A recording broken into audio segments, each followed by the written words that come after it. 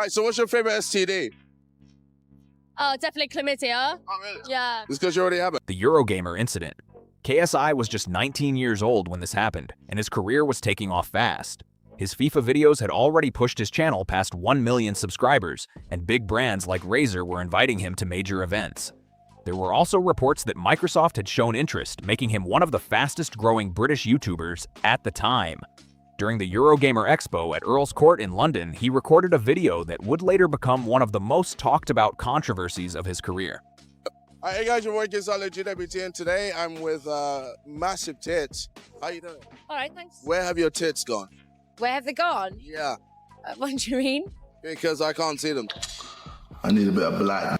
I need that black all up inside my veins. In the now-deleted clip, KSI approached female event staff, but instead of focusing on gaming, he asked questions that many viewers later criticized as inappropriate.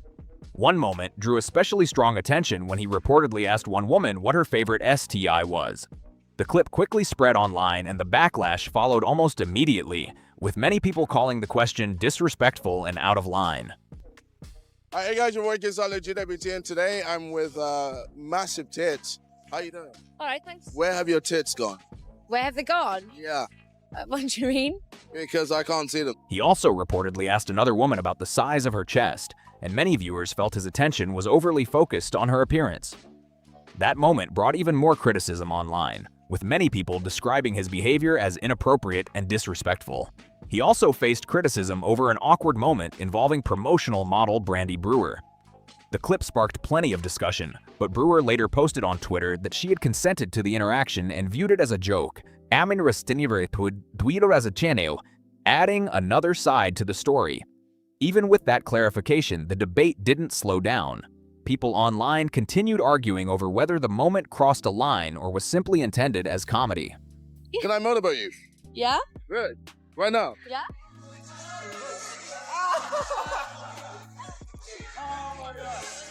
How was that?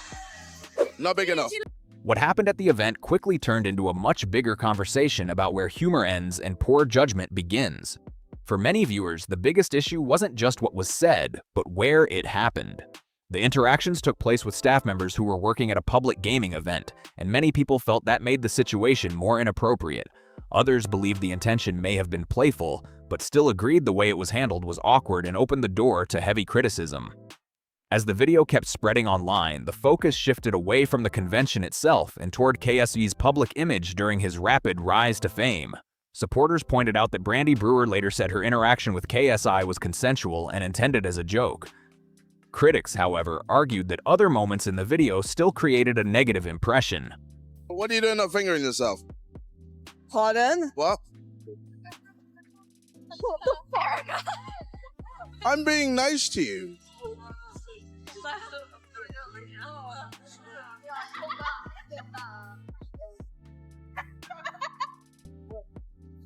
That divided reaction is a big reason why this controversy remained connected to KSI's name long after the original upload was taken down. However, later online discussions pointed out that not every woman featured in the video appeared to have agreed to take part in that style of content. Some were simply doing their jobs when they were unexpectedly included in suggestive interactions for a YouTube video, which made the criticism even stronger and kept the controversy alive.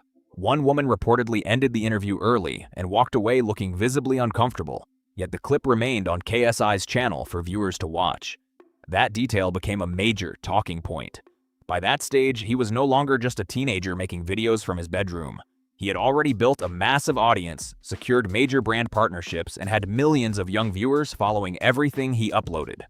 According to many online critics, he used that platform to include women working at a professional gaming event in content they felt crossed the line. I guess that's misogyny number one. Actually, real quick, what the fuck is on my head? God, I was such a virgin. Funny thing is, I was actually a virgin at the time of this video. Critics also pointed to moments involving a Mountain Dew promoter whose appearance was mocked, along with interactions with attendees who did not appear eager to participate. The backlash came quickly. Eurogamer permanently banned KSI from its future events, Razer publicly distanced itself, and Microsoft ended its relationship with him. stating that his behavior did not reflect the company's values. Losing a partnership with Microsoft at just 19 was a huge setback and showed how seriously companies viewed the incident. You're getting raped today. LOL.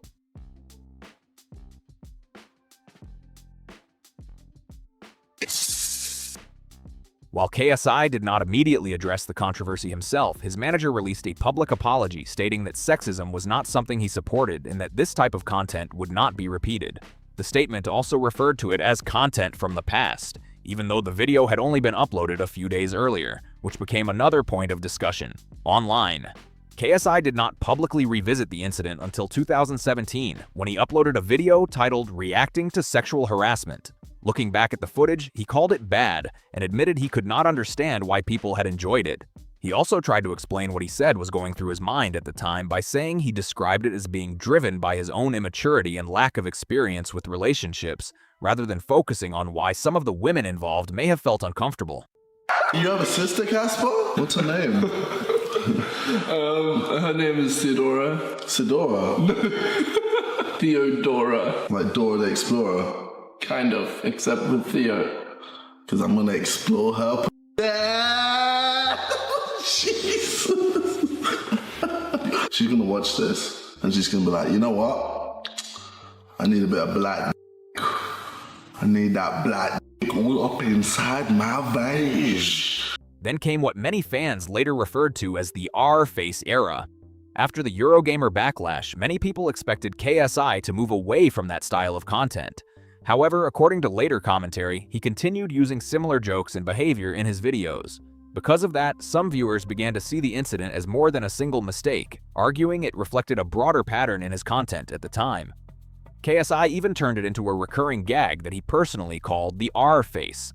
The joke involved him suddenly turning toward the camera and shouting lines such as, "You're getting today." Hey. One word, describe my sister. How you describing her? 3, 2, 1, go. Bangable. Yo, that's a compliment though. Yeah. Like, and there's so many guys who would destroy her. And then Alfie's the one allowing your sister just... The bit became a regular part of his early videos, and many fans started repeating it like a catchphrase. For several years, the videos reportedly stayed online without major action from YouTube or advertisers. That changed in 2015 when the charity End Violence Against Women publicly criticized the clips, arguing they made light of sexual violence and could contribute to attitudes that downplay the seriousness of the issue. The organization urged YouTube and advertisers to reconsider their support for the content. Once major news outlets across the UK reported on the criticism, the story grew far beyond YouTube drama and became part of a much wider public debate. As people revisited KSI's older uploads, more controversial moments were brought back into the spotlight. In one 2014 video, he repeatedly used a degrading term to describe a page 3 model while talking about her private life. JJ and Harry. I'm not. No. Look, we need points in it. I don't. I don't mean this maliciously, but the word.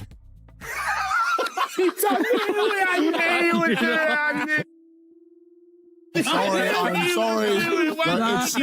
We need points. I don't. Guys, come on. Can we have a backup? We have a backup. We'll have a backup one. I don't think that's in the dictionary. I'm looking, Simon. You wouldn't give points to racism, would you? Pakistani is in the dictionary.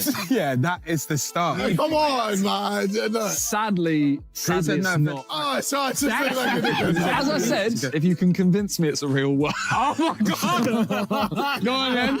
Look, there's quite a few videos I can repel. JJ, stop digging. No. We're going to give you 0 points. In another video that was later deleted, he made explicit sexual comments about Casper Lee's sister, Theodora, even though she was not involved in creating YouTube content, which led to further criticism. KSI's team responded by saying he had made mistakes when he was younger and had already apologized for them. Even so, critics argued that many of the most controversial videos were created between 2012 and 2014, when he was already an adult with millions of subscribers, a massive audience, and major brand partnerships. Those critics also claimed the shift in his content was not only the result of personal growth, but may have been influenced by increasing public pressure from women's organizations and national media coverage, which made that style of content more difficult to continue. Then another controversy entered the spotlight. By 2021, many influencers were promoting cryptocurrencies to their audiences, and KSI became involved as well. Later, some critics accused him of using his large platform to promote certain crypto tokens before allegedly selling his own holdings at a profit, an allegation that sparked another wave of online debate. In a recent video, I used a racial term that is offensive to so many, especially in the South Asian community. There were no excuses for what I said, and I recognize I've caused a lot of hurt and disappointment to so many people that look up to me. And my ignorance has only reinforced the negative stereotypes that have existed for way too long in this country. Those allegations quickly grew into one of the biggest crypto controversies connected to a major YouTuber, drawing attention from both the online community and people following the cryptocurrency industry.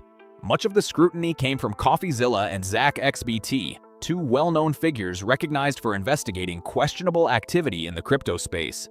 In their commentary, they examined KSY's involvement with three tokens, XCAD, ERN, and the P, and argued they saw a similar pattern each time. According to their analysis, KSI would publicly speak positively about a token, interest and prices would increase, and he would then reportedly sell his holdings not long afterward. KSI strongly disputed that interpretation and said he was simply a poor crypto investor. He claimed that whenever he publicly backed a token, the price often moved against him, and because of that, he sometimes posted messages suggesting the opposite of what he actually planned to do. Critics said they found that explanation difficult to accept, arguing that someone with millions of followers would likely understand the impact a public endorsement could have on a cryptocurrency's price. They also pointed to what they believed was a similar pattern appearing across multiple tokens, which kept the debate going. Then another controversy entered the spotlight with Prime, the beverage brand KSI co-founded alongside Logan Paul. After the crypto discussion, attention shifted toward the company's marketing, with many critics questioning how the brand appealed to younger audiences and raising concerns about the energy drink itself. Prime first launched in 2022 as a hydration drink and was marketed as a healthier alternative to many traditional soft drinks. With KSI and Logan Paul bringing enormous online audiences, the brand exploded in popularity. Bottles reportedly sold out in stores around the world, and some were even resold online for much higher prices due to the demand. The conversation changed once Prime Energy was introduced. Each can contain 200 milligrams of caffeine, compared with 80 milligrams in Red Bull and 160 milligrams in Monster Energy. That comparison quickly became a major part of the growing public debate surrounding the product. I love it. It's sick. It's like Red Bull, but tastes nicer. It's like Monster, but tastes better. Like, that's just it. And I'm not even trying to come at you like, yo, oh, I own Prime. Like, Prime is the best. Da, da, da. Like, this is just me being honest. Especially the American version. Because that's 200 mg. Like, that shit gets me hyped up, bro. That's the shit I need. In England, it's all 120, 130. Off, man. I need more milligrams. Give me the caffeine. I do love caffeine. Critics argued that a beverage containing a high amount of caffeine was being heavily promoted by creators whose audiences included many teenagers and other young people. The discussion intensified as reports circulated about medical emergencies involving young people after consuming the drink, including a widely reported case in Wales in which a young person was said to have suffered a cardiac arrest. While those reports drew significant attention, they did not by themselves establish that the drink caused the medical events. Following the backlash, schools in parts of the UK, Canada, and Australia chose to ban Prime Energy from their campuses. By 2023, KSY had also experienced a major comeback in public opinion. He had boxed Logan Paul twice, achieved platinum music success, helped build Prime into a massive brand, and was reportedly in discussions with the BBC about hosting his own entertainment show. Even after that comeback, one moment during a Sidemen countdown parody threatened to overshadow much of the progress he had made. During the word game, KSI formed and said a four-letter racial slur targeting Pakistani and other South Asian people. The word was spoken during the recording, and some of the other Sidemen members laughed in the moment. The video was uploaded, but once clips began spreading across social media, the backlash came almost immediately. Many people, including members of the South Asian community, strongly criticized the incident, and the controversy quickly became one of the biggest topics surrounding KSI at the time. Whoa! Watch where you're going! You watch where you're going! No, you watch where you're going! Ooh! Whoa! Watch where you're going! You watch where you're going! No, you watch where you're going! Ooh! Whoa! Watch where you're going! You watch where you're going! Whoa! Watch where you're going! No, you watch where you're going! Ooh! Lunch Many people explained that the slur had been directed at them for years in schools, workplaces, and public spaces. Because of that history, many viewers said it was far more than an offensive joke and carried real weight for those affected. The fallout was fast. Reports claim the BBC ended discussions about KSI's planned entertainment show, and some news outlets also reported that internal meetings were held in response to the controversy. KSI stepped away from social media for a period and later visited both a mosque and a gurdwara, actions that many people viewed as an effort to better understand the communities he had offended. He then issued a public apology soon afterward. KSI said there was no excuse for using the slur and admitted he had been making several mistakes recently. He accepted responsibility for what he had said and publicly apologized. Many viewers saw his visits to the mosque and gurdwara as a genuine effort to better understand the impact of his words, rather than simply offering a routine public apology. Even so, critics argued the incident was difficult to defend. They pointed out that KSI grew up in the UK, attended Berkhamsted School, and had spent years working in British media, where they believed the history and impact of the slur were already widely understood. Some people also questioned why the other Sidemen members laughed instead of reacting with discomfort, arguing that the atmosphere had become too casual around language they felt should never have been treated as acceptable. And we just got them from the store. It says used by December 8th, 2024. And today's date is October 16th. So these are supposed to be good for like another 2 months. This is molded. That's mold. This is not safe, especially like kids that are so young. They may not know what mold looks like, so they might just eat it. I saw a picture circulating about mold, but I didn't know if it was fake or, I just had heard about it, but this is real, you guys. Epic ingredients. Then another debate emerged with Lunchly. Prime had already placed KSI at the center of wider discussions about whether influencers should be promoting food and beverage products to audiences that include many young people. After facing that level of backlash, some people expected KSI to take a more cautious approach with future business ventures.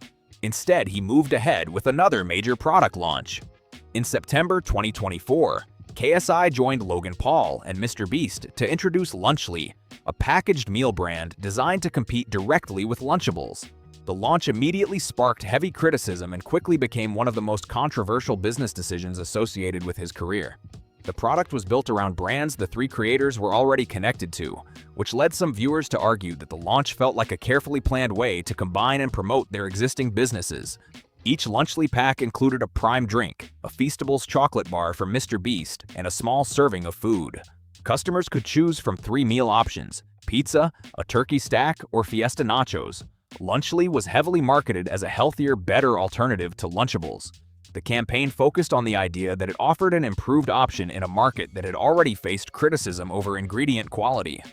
While Lunchables had also been mentioned in some reports involving concerns about potential lead contamination in certain products.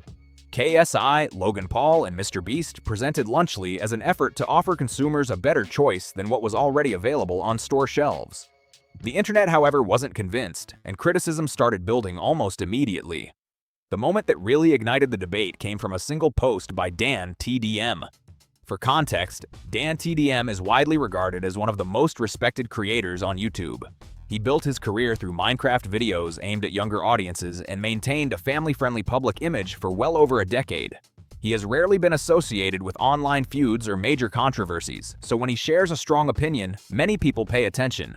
With a massive audience and a reputation for staying out of drama, his words carried significant weight.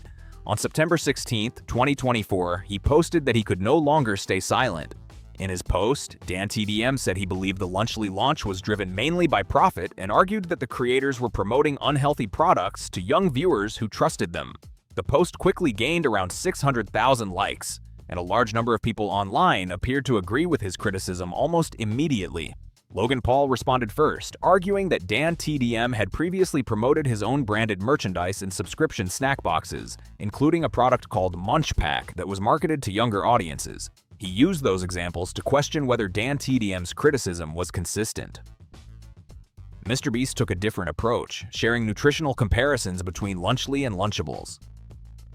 Sponsored, then promoted, and made a whole video on Munch Pack, a monthly sub-box full of food and candy to his Minecraft audience full of kids. Now what? At this point, his fans imploded. He argued that Lunchly contained fewer calories, less sugar, and what he described as higher quality ingredients. KSI's response, however, drew the most attention.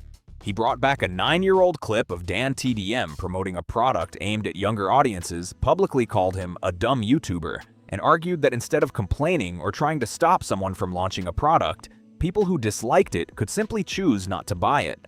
His comments quickly became another major topic of discussion online. For many viewers, the debate grew beyond the product itself. It became a wider conversation about influence, trust, and the responsibility that comes with having an audience that includes many young people. Rather than being seen as just another business launch, the controversy was framed by many as a clash between creators with enormous platforms and critics who believe that influence should be used more carefully when promoting consumer products. Once the replies started pouring in, the debate only became more heated. Supporters of KSI, Logan Paul, and MrBeast argued that creators have been promoting products for years, saying Lunchly was no different. Critics, however, responded that this missed the main issue. In their view, the real question was whether the marketing was focused on offering genuine value or simply driving another highly polished brand campaign. That sharp divide is exactly why the story continued gaining momentum. People were no longer reacting only to Lunchly itself. They were debating what it represented within the broader creator economy. As the discussion grew, attention shifted away from the packaging and branding and toward the influencers behind the product, making the controversy much more difficult to put behind them. The biggest issue with KSI's response wasn't just the tone, although many people felt that made the situation worse. Critics also focused on the substance of what he said and argued that it did not fully address the concerns being raised. As many people interpreted it, Dan TDM's criticism was never that influencers should avoid building businesses. Instead, he questioned whether combining a prime drink, a Feastables chocolate bar, and a small portion of food, then marketing it as a healthier lunch option to an audience that included many young people, raised ethical concerns. That argument gained even more attention because the brand depended on the trust that millions of followers had already placed in its creators. Critics argued that the claim of Lunchly being a clearly healthier alternative to Lunchables was more complicated than the marketing suggested. Then came the Deji feud. Public disagreements between YouTubers are common, but KSI's conflict with his younger brother became one of the most personal and uncomfortable family disputes on the platform. What began with an argument on Christmas Eve in 2018 eventually turned into a months-long public fallout involving their parents, relationships, and private family matters. For years, the two brothers were constantly compared with each other. KSI became famous first, while Deji later built a successful YouTube channel of his own, though many people still viewed him through the lens of his older brother's early success. The turning point came after an argument at their family home on Christmas Eve. Reports and statements from the brothers described a heated confrontation in which Deji asked KSI to leave, while KSI was alleged to have threatened to smash Deji's computer and break down his door. You'd expect him to always be on your side in anything you do. You expect family to always be, your number one priority. But with my brother, that's never ever been the case. My brother puts friends first. And the thing is, this isn't fake. I'm actually being genuine with you. He always puts friends first and then family. And it just doesn't make any sense. A lot of you guys, you probably already see this, that, he always puts friends first over family. And this has been going on for years. So a lot of you guys have been mentioning, because you showed his bank statement, he's pissed off. No, that's minor. That's minuscule. Let me give you an example, okay? He's completely blocked me on social media and texts everything. He's blocked me out of everything. As the feud continued, Deji made several serious claims about how he believed their relationship had unfolded over the years. He said KSI had pursued women he had feelings for, including someone he said he loved, and also accused his brother of rarely supporting him, either privately within the family or publicly online. Deji also said the conflict had taken a severe toll on his mental health and that he had experienced thoughts of self-harm. Later, he uploaded a 45-minute video describing what he said were years of bullying and the pressure of constantly living in his older brother's shadow. According to Deji, the public image of two successful brothers hid a much more painful family relationship behind the scenes. KSI also spoke publicly about the situation, and both brothers continued releasing videos and social media posts that revealed increasingly personal details about their family. Ed, I couldn't explain. Because I have done nothing but support my brother in everything. Brother's meant to stick by you no matter what. Have your back no matter what. Family sticks by you. With each new upload, the disagreement became even more public, attracting millions of viewers and keeping the feud in the spotlight. Rather than being resolved privately, the conflict unfolded in front of a massive online audience. Fans began taking sides, and the constant back and forth only made the situation more intense. For some critics, this reinforced a long-running view that KSI sometimes struggled to separate deeply personal conflicts from online content. That discussion became even bigger when attention turned to the Sidemen. If the feud with Deji led some people to question how personal relationships were handled in public, the Sidemen situation raised similar questions about professional relationships. What makes this chapter especially unusual is that reports of major tensions surfaced on two separate occasions, first in 2017 and then again in 2026. According to many fans, the second round of Sidemen drama felt even more chaotic than the first. To understand why, it helps to go back to where it all began. In August 2017, KSI announced that he was leaving the Sidemen, explaining that his main issue was ongoing conflict with Ethan Payne, better known online as Bazinga.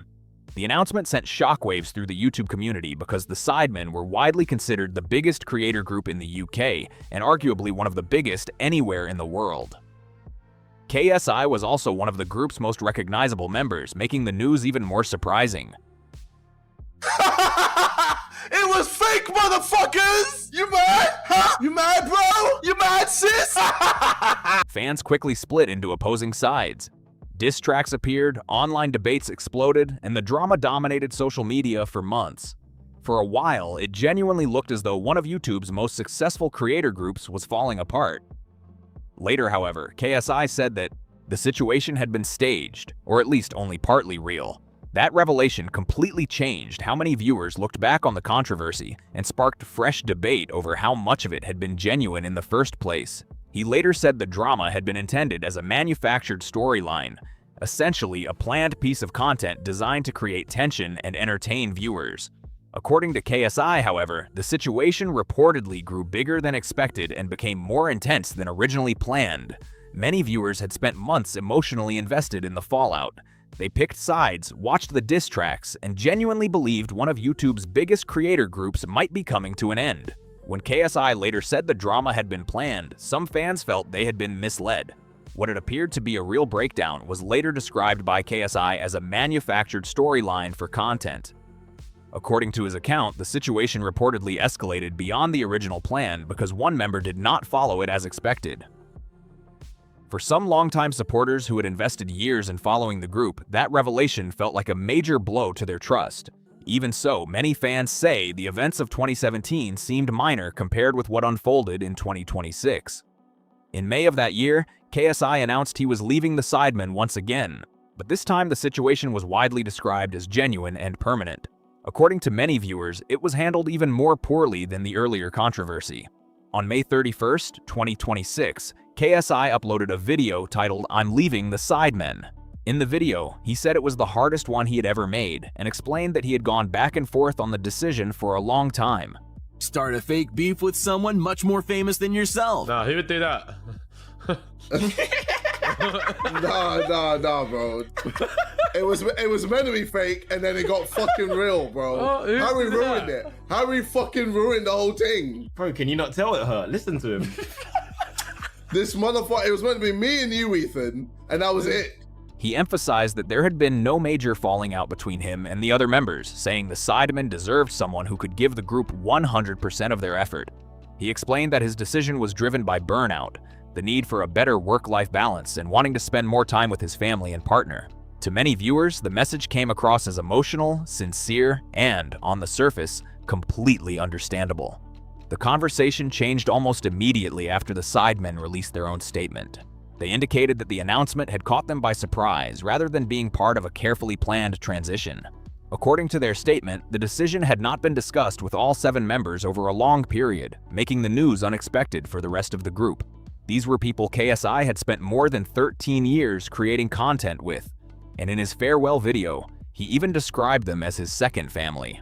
However, according to public reaction and statements made at the time, many viewers believed he announced his departure before personally informing the rest of the group, which quickly became another point of criticism. That created the impression that some members learned about the decision at roughly the same time as the audience. Soon afterward, another interview surfaced and the discussion shifted again. In those interviews, KSI gave further explanations that many viewers felt differed from his original reasoning, raising even more questions about the timing of his decision and how the entire situation had been handled. In later interviews, KSI said he was attracting more monthly views than the rest of the Sidemen combined and explained that he wanted to focus on achieving even bigger personal goals. You may have seen the news that has just been dropped. I didn't know that video was going out now, so I'm expecting a lot of people to just ask me. He also said he wanted to become bigger than creators like Mr. Beast and iShowSpeed. Once those comments began circulating, some viewers started questioning whether his earlier explanations about burnout, family time, and work-life balance told the full story. To those critics, his later remarks appeared to point toward a stronger focus on personal ambition. Online speculation quickly grew. Some fans suggested KSI believed the Sidemen were no longer growing at the pace he wanted, and that he saw the group as limiting what he could achieve on his own. Those claims remained speculation, but they became a major part of the discussion. KSI later shared a follow-up statement on Instagram directed at the remaining Sidemen members, acknowledging that some of them were upset. He wrote, "I know you're all grieving in your own way because of my decision, but you knew it was coming for a while." That final comment sparked another wave of debate. Many viewers felt it did not line up with the Sidemen's earlier public statements, which suggested they had been surprised by the announcement. Because of that, some people questioned which version of events was more accurate. For fans who had watched the group build its success together over more than a decade, the situation felt confusing and left many wondering what had really happened behind the scenes. Then came thick of it. In October 2024, KSI released the track, and many people online speculated that the timing could benefit from the attention surrounding the Lunchley and Dan TDM controversy. From a marketing perspective, some viewers felt the release timing made strategic sense, but the song itself faced heavy criticism almost immediately. Always like a Harry Styles, you know, in One Direction, or a Beyonce in Destiny's Child. You could argue I am that of the Sidemen. Is anyone near? Speed walks down the road. I show Speed as a person is more famous. And I disagree. Sure. Like, it's like, okay, who do you think's more famous? Me or Speed? Speed, mate. You're mental, bro. Online reactions spread fast, and the track quickly became one of the year's biggest memes. Across social media, countless users joked about the song, shared parody videos, and turned it into a viral topic of conversation. The track was hit with a huge wave of negative reactions almost as soon as it was released. Comment sections across TikTok and YouTube quickly filled with parody videos, reaction clips, and memes criticizing the lyrics, production, and delivery. Instead of becoming a major hit, Thick of It became better known online as a meme. KSI responded by suggesting much of the backlash came from people who simply wanted to hate on him and that many had misunderstood what he was trying to achieve. Critics disagreed, arguing that much of the criticism focused on the song itself rather than his past controversies. Oh, any Disney movie with the chase scene, name any Disney movie right now. I'm gonna show y'all some real quick. The new boss. This ain't even found a phone. Laying up down, slow my shit, front floor. The debate became even more intense when reports claimed that copyright actions had been filed against some creators and streamers who used the song in parody videos or reaction content. As a result, some uploads were reportedly demonetized or removed, leading critics to argue that the response appeared to target the mockery instead of engaging with the criticism surrounding the track.